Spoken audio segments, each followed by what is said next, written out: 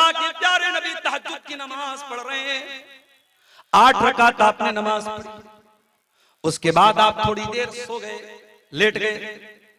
उसके बाद आपने उठ करके वितर की नमाज पढ़ी।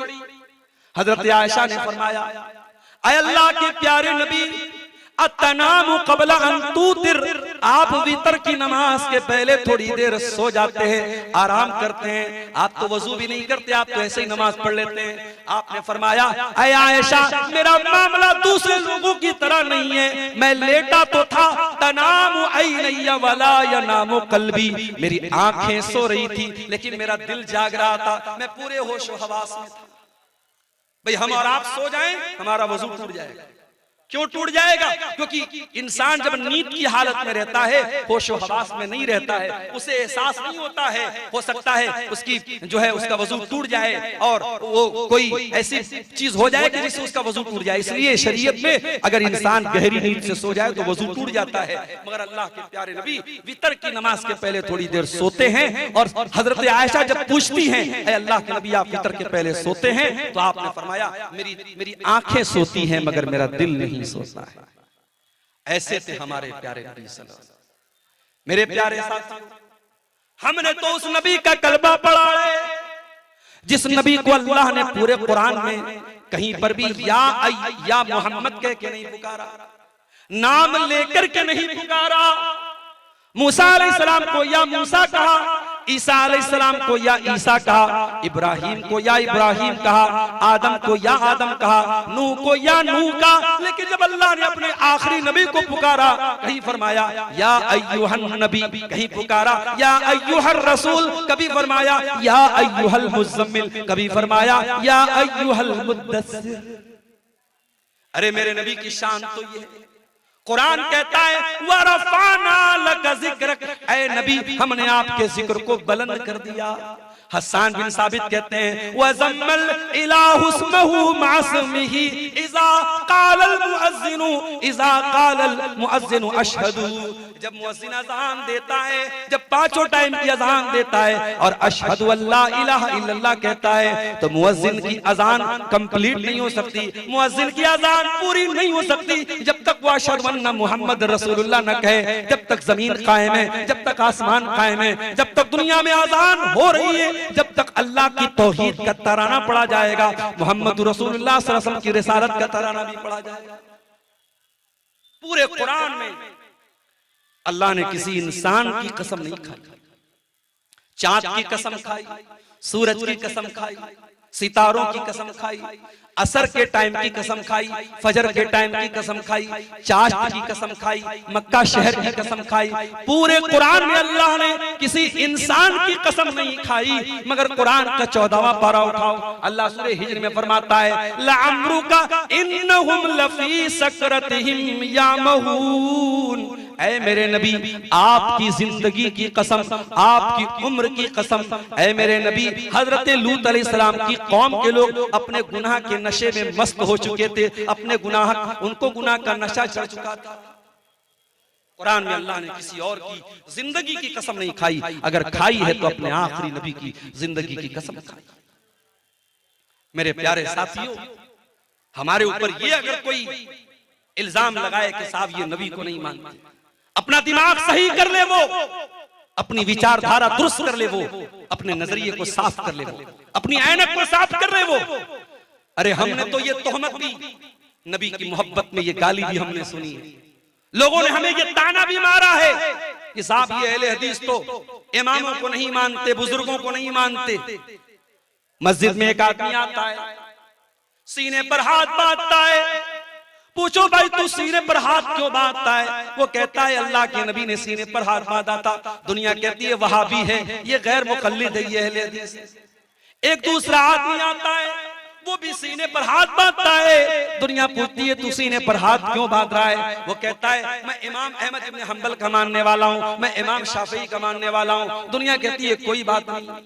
ओ लोगों, ये कितना बड़ा न्याय है कि उम्मती का नाम लिया जाए तो तुम खुश हो जाते हो और रसूल का नाम लिया जाए तो तुम नाराज हो जाते हो। अहले हदीस का तो यही नारा है कि हम सारे इमामों का एहतराम करते हैं, सारे बुजुर्गों का एहतराम करते हैं, मगर ये अथॉरिटी, ये मकाम, ये दर्जा अगर किसी को हासिल है कि उसकी हर बात को लेना है, उसकी किसी बात को ठुकराना नहीं है, तो ये दर्जा सिर्फ और सिर्फ जनाबे मोहम्मद रसूलुल्लाह सल्लल्लाहु अलैहि वसल्लम को हासिल है। और माफ करना, जिन इमामों के नाम पे आपने दुकानें सजा के रखी है, उन इमामों ने भी यही तालीम दी है।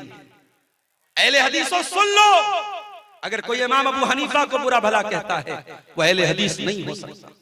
कोई इमाम मालिक को बुरा भला कहता है वो अहले हदीस नहीं हो सकता। कोई इमाम शाफई के बारे में बदजुबानी करता है वो अहले हदीस नहीं हो सकता। हम सारे इमामों का एहतराम करते हैं, मगर हम क्या कहते हैं, फ़इन तनाज़अतुम फी शैइन फरुद्दूहु इलल्लाहि वर रसूल। जब किसी मसले में इख्तिलाफ हो जाए, जब किसी मसले में झगड़ा हो जाए, तो ये देखो कि अल्लाह क्या कह रहा है, ये देखो कि रसूल क्या कह रहे हैं, अल्लाह और उसके रसूल की बात को मानो।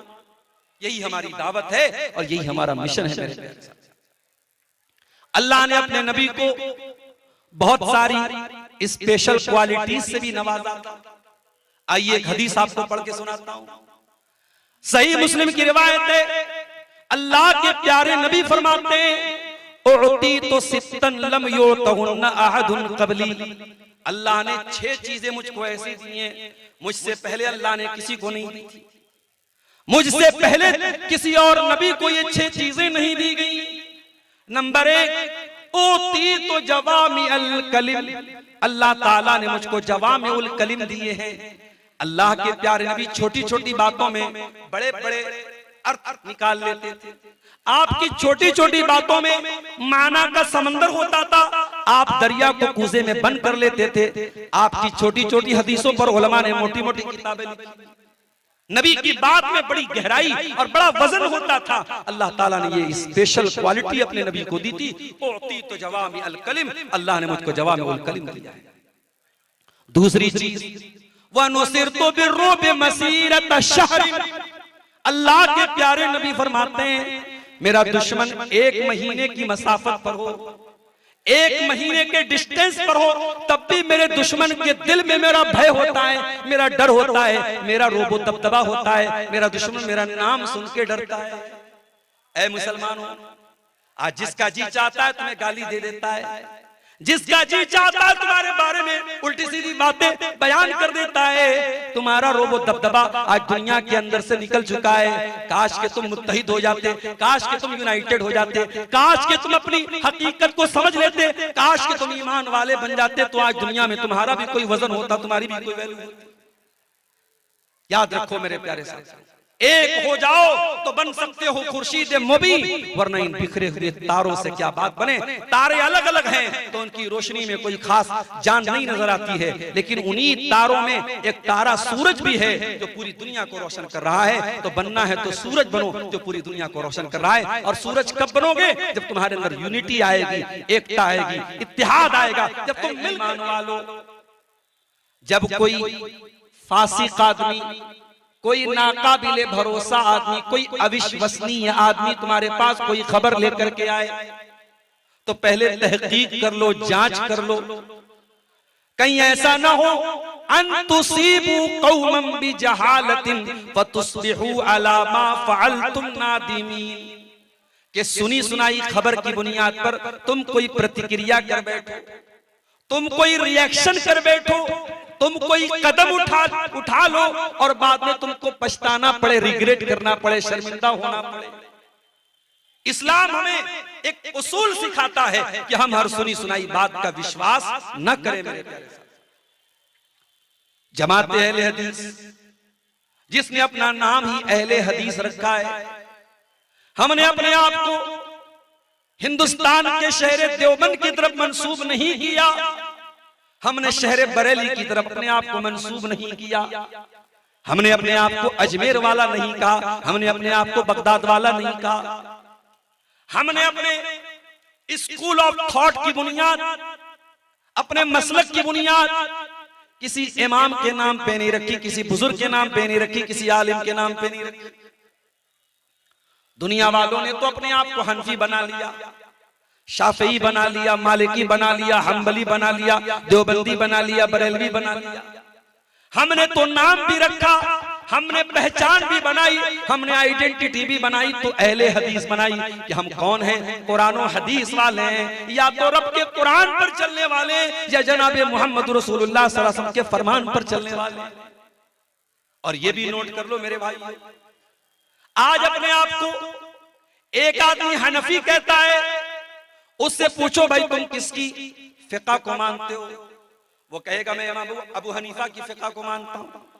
फिर उससे पूछो भाई ये बता तेरा अकीदा क्या है, वो कहेगा मैं अकीदे में इमाम अबुल हसन अशरी को मानता हूं, मैं मातुरीदी को मानता हूं, मैं फला हूं, मैं फला हूं। और अब अहले हदीस से पूछो भाई तेरा अकीदा क्या है, अहले हदीस का जवाब यही मिलेगा, मेरा अकीदा तो वही है जो रब के कुरान ने सिखाया, जो नबी की हदीसों ने सिखाया। हमारा तो अकीदा भी कुरान और हदीस वाला है। कितना बड़ा जुल्म है और कितना बड़ा अन्याय है कि कोई ये कहे कि अहले हदीस नबी को नहीं मानता। और जहां तक ये सवाल है कि हम ये कहते हैं कि साहब नबी हमारे जैसे हैं, नबी हमारे जैसे कैसे हो सकते हैं? हमारी जबान से सच भी निकलता है, हमारी जबान से झूठ भी निकलता है, हमारी बहुत सारी बातें सही भी होती हैं और बहुत सारी बातें गलत भी होती हैं। लेकिन अल्लाह के आखिरी नबी की शान क्या है?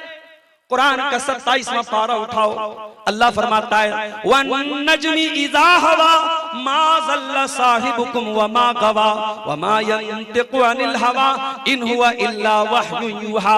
कसम है सितारे की जब वो टूट के गिर जाए, ऐ मक्का वालों हमने जो नबी तुमको दिया है, जो नबी तुम्हारे बीच में आए हैं, न तो उनके इल्म के अंदर कोई खराबी है, न उनके अमल के अंदर कोई खराबी है, उनका इल्म भी मासूम, उनका अमल भी मासूम। व मा यंतिकु अनिल हवा, और मेरा नबी अपनी मर्जी से कुछ नहीं बोलता, मेरे नबी की जबान से उनकी इच्छा से कुछ नहीं निकलता है। इन हुवा इल्ला वह्युन यूहा, मेरे नबी तो वही बोलते हैं जो अल्लाह उनको ऑर्डर देता है।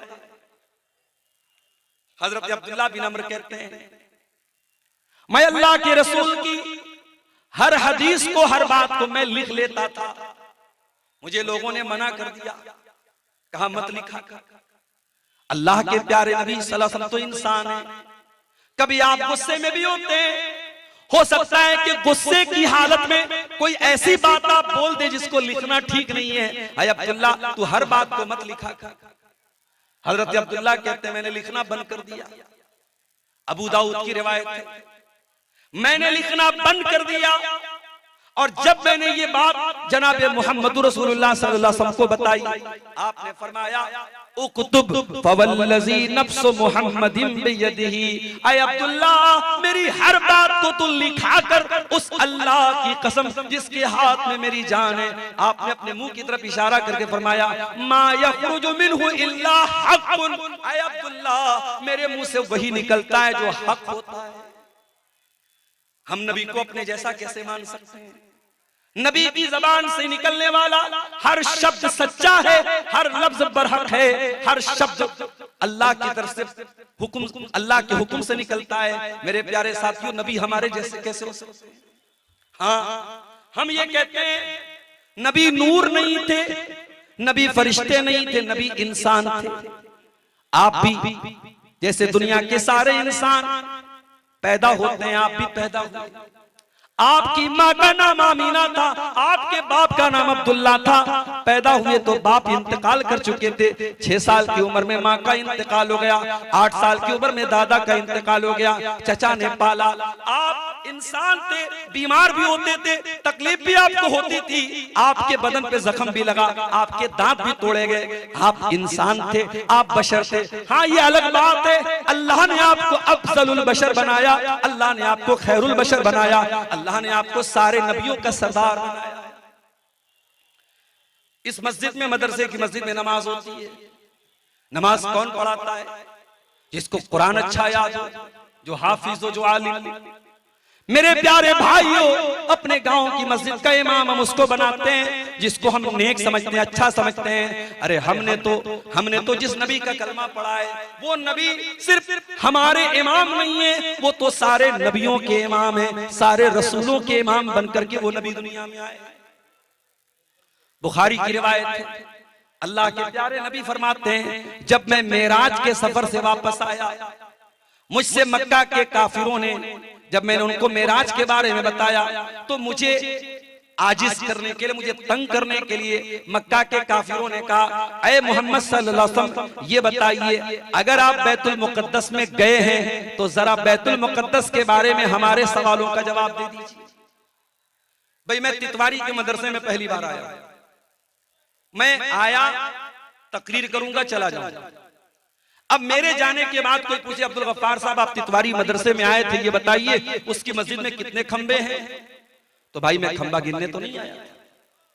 कोई पूछे मदरसे में कितने कमरे हैं? भाई मैं कमरा गिनने नहीं आया था, मैं अपने काम से आया था, काम करके चला गया। अल्लाह के नबी बैतुल मुकद्दस में पहुंचे, वहां आपने नमाज पढ़ाई, सारे नबियों को आपने नमाज पढ़ाई। आपने बैतुल मुकद्दस की खिड़कियों को नहीं गिना, आपने उसके खंभों को नहीं गिना, आपने उसकी इमारत को गौर से नहीं देखा। मक्का वालों ने परेशान करने के लिए कहा, आप गए हैं ना बैतुल मुकद्दस, बताइए कितने दरवाजे हैं, कितनी खिड़कियां हैं, कितने रोशनदान हैं? सवाल करना उन्होंने शुरू कर दिया। बुखारी की रिवायत है, अल्लाह के प्यारे नबी फरमाते हैं, फकुरिबतु मा लम उकरब मिसलहु, मुझे उतनी तकलीफ हुई कि उतनी तकलीफ मुझे कभी नहीं हुई थी, क्योंकि मेरे ऊपर झूठ का इल्जाम लग रहा था, मुझे लोग झूठा कह रहे थे, मेरी बात तो लोग मान नहीं रहे थे। अल्लाह तबारक व तआला ने अपने नबी को झूठ की तोहमत से बचाने के लिए और अपने नबी के सच को साबित करने के लिए अल्लाह ने दुनिया की पहली एलसीडी स्क्रीन ला के रखी। यहाँ औरतों में एलसीडी लगी होगी, शायद लगी है ना, स्क्रीन आज कैमरा लगा है, औरतों में स्क्रीन लगी है और स्टेज का सारा मंजर औरतें देख रही हैं। 1400 साल पहले न कैमरा था, न एलसीडी थी, न स्क्रीन थी, न ये मशीनें थी। अल्लाह ने अपने नबी के सामने बैतुल मुकद्दस का पूरा सीन ला के रख दिया और अल्लाह के प्यारे नबी सल्लल्लाहु अलैहि वसल्लम जिस तरीके से, जिस एंगल से वो सवाल करते चले जाते थे, वो एंगल अल्लाह ताला बैतुल मुकद्दस का सामने रख देता था और अल्लाह के नबी उनके सवालों का जवाब देते। उसी हदीस में आपने फरमाया, जब मैं बैतुल मुकद्दस में पहुंचा, वहां इब्राहिम अलैहिस्सलाम भी मौजूद थे, वहां आदम अलैहिस्सलाम भी मौजूद थे, वहां मूसा अलैहिस्सलाम भी थे, वहां ईसा अलैहिस्सलाम भी थे। सारे नबियों का हुलिया भी आपने बताया, उनका बाल कैसा था, उनका चेहरा कैसा था। आपने फरमाया इब्राहिम अलैहिस्सलाम की शक्ल मेरे जैसी, आपने फरमाया ईसा अलैहिस्सलाम की शक्ल हजरत उर्वा बिन मसूद में मिलती थी। सबका चेहरा भी आपने बताया, हुलिया भी बताया। उसके बाद आपने फरमाया फहानतिस सलाह, नमाज का टाइम हुआ, इब्राहिम भी मौजूद है, आदम भी मौजूद है, मूसा भी मौजूद है, ईसा भी मौजूद है, लेकिन इमामत करने के लिए, नमाज पढ़ाने के लिए कोई आगे नहीं बढ़ा। सारे लोगों ने मुझको इमाम बनाया, फअममतुहुम, और मैंने उनको उनकी इमामत कराई, मैंने उनको नमाज पढ़ाई। हो लोगों, तुम कहते हो कि अहले हदीस नबी को नहीं मानता, अरे हम तो नबी को अपना ही नहीं सारे नबियों का इमाम मानते हैं, हमसे बढ़ के वाला कौन मानेगा? हम नबी को अल्लाह की कसम अपने जैसा नहीं मानते, नहीं मान भी नहीं सकते। नमाज का टाइम है, सब बंदी हो रही है। अल्लाह के प्यारे नबी जब नमाज खड़ी होती थी, सब बंदी कराते थे, सब खड़ी करते थे, एक एक आदमी को पकड़ पकड़ के सीधा करते थे, पैर से पैर मिलवाते थे, कंधा से कंधा मिलवाते थे।